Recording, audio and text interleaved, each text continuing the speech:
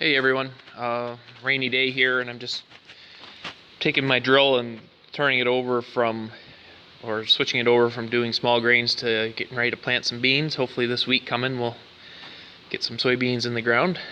So I thought I'd just go over some of the stuff that I do to set the drill up for beans. Anyway, so we'll start up here at the top at the seed meters. I only plant 15s with this drill, so any of the meters going to the front ranks, I leave in the closed position. But you've got 3 different settings plus a clean out in the meters for your different seed size. So up close is for all your small grains, wheat, oats, barley, that kind of stuff. And then depending if you're planting peas or specialty beans or soybeans, you've got 2 more settings that adjust your, you can't really see it back in there, but adjust the distance from the floor to the actual meter. So for soybeans, I leave it, of the soybeans we have around here, like a 2800 heat unit bean, the size of the bean, I move them down to the next notch down. And that gives you enough room for the seed size that we have around here. The next thing that I do, I haven't got them yet, but I've got some plugs, ordered some plugs. I usually just put duct tape or tuck tape over on the inside of the floor of the bin to block off the units going to the front rank. I've actually got the proper plugs from Deere coming to plug them off, and so that basically only the back gang is planting and the front gang's just going along for the ride. You can get a lockup kit, and this drill had one on it when I purchased it, where you lock the front gang up and leave your back gang down to do all the planting. The only disadvantage to that, or one of the disadvantages of that, is you don't get even wear. And I plant almost as much small grains with this drill as I do beans, so I kind of like to keep stuff consistent and wear evenly. I'll go out, maybe, I don't know if you can see it in my barley field or not, but there's enough wear difference between the front and the back, because the previous guy planted mostly beans with this, that there's a day difference emergence in my small grain. So you go out and 6 days after you planted, the grain will be up. It looks like you're planting 15-inch grain. Then the next day, all the inner plant or the grain in between will come up. So that's a big difference. So anyway, back to my main point. I leave the front gang down just so everything wears evenly, and then you're also getting a little bit of free tillage too. So if you're into corn stalks or whatever, you get another whole 12 sets of discs in there in between to help just knock down and chew up your corn stalks. And then if you plant at a bit of an angle, I find it does a really nice job. It's almost like you've gone over with a vertical till to chew stuff up. Anyway, we'll go down right to the opener units themselves. So one thing I like to do before pre-season is you check your blade height or your blade diameter. Your blades, when they are new, are 18 inches, and then once they wore down to, it's 18-inch diameter, and once they're wore down to a 16-inch diameter, it's time to replace them. You can get, once they get down close to 16, to try and squeak some time out of them. There's 3 positions for the sorry for the light conditions, for your seed boot here on the side. Normally you run them in the middle position with your new blades and then partially wore blades, and if you want to, you can move them up to the high position when your blades get down.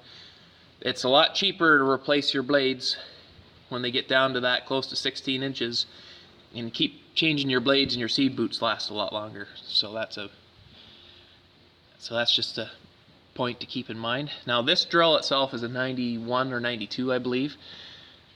So it's got a lot of the earlier stuff. One of them is this style of closing wheel, where it's got the bearing, all 750s, the bearings down here, but the way this is set up is the earlier style. Someday I want to put the aftermarket closing wheels on, where it's still this style of wheel, but it's like the newer John Deere 1590s, where the bearing's up at the top and it's all sealed up so the dirt doesn't sit in it, because that's the biggest problem with these ones, that pick up the dirt and drop it, and then it just sits and rides, and the bearing grinds the seal out and takes your bearing out. I've changed probably at least half of these within 400 acres of this drill. I'm not sure how old they were before that. The other thing, I'm not sure if it's good, if it's bad, or why they changed it, is I've got the larger press wheels on this older drill. The newer ones are maybe 2/3 the size, and this is actually the same size wheel that you have on the the True V closing wheels, like a John Deere corn planter has. I would think these would be better in some conditions. I'm not sure if they went away from it because the smaller ones would be a little bit cheaper.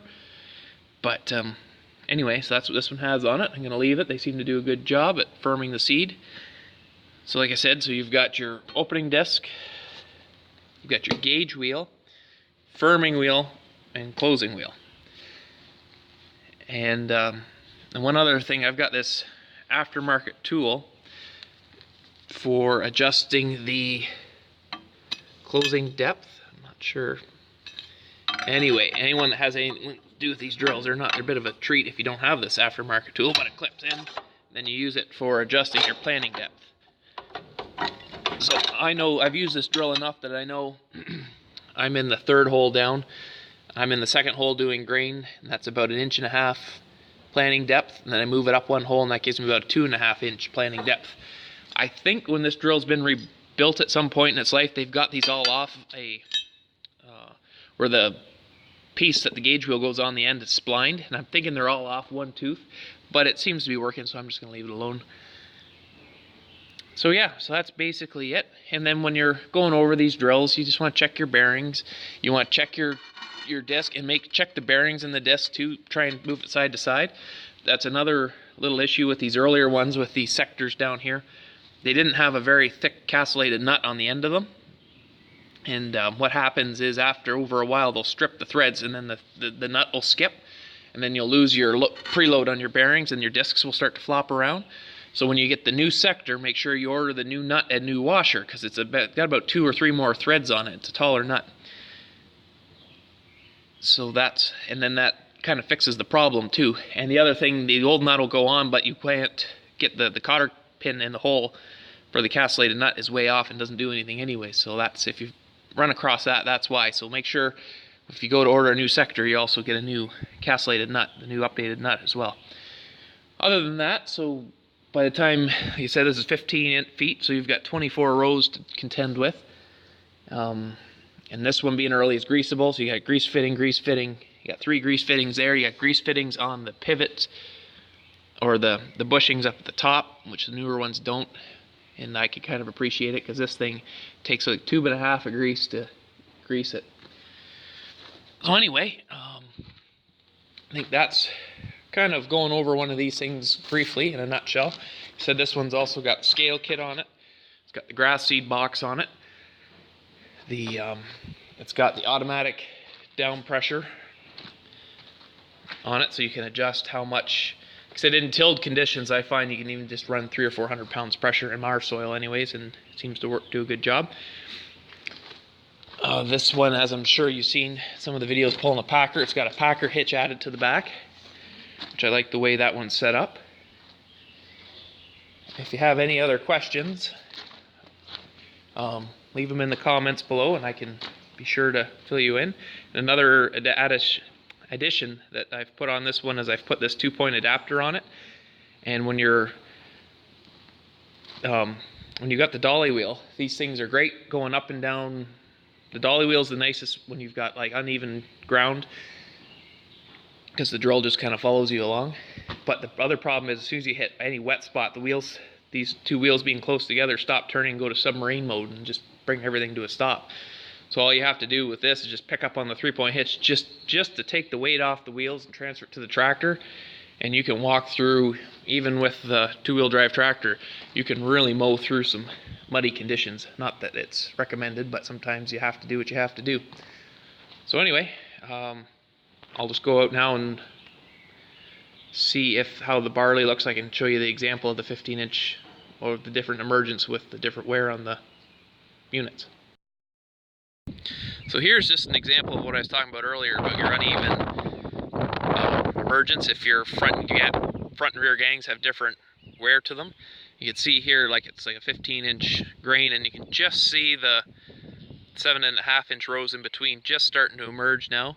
This was planted 7 days ago here this afternoon, and like Like I said, not that it's a huge deal, but it's just something that you have to keep in mind. Like my drill's, it's got about ½ inch of diameter wear difference between the front and rear discs, so it plants just the one row a little, the front or the rear, I'm not sure which, plants a little bit deeper than the other. So just something to keep in mind, that you don't want to completely wear out the back and then try and plant something with the front and expect it to come up evenly. So anyway, I just thought I'd point that out because it's a good example. And anyway, got any questions, leave them in the comments. Thanks, we'll talk to you guys later.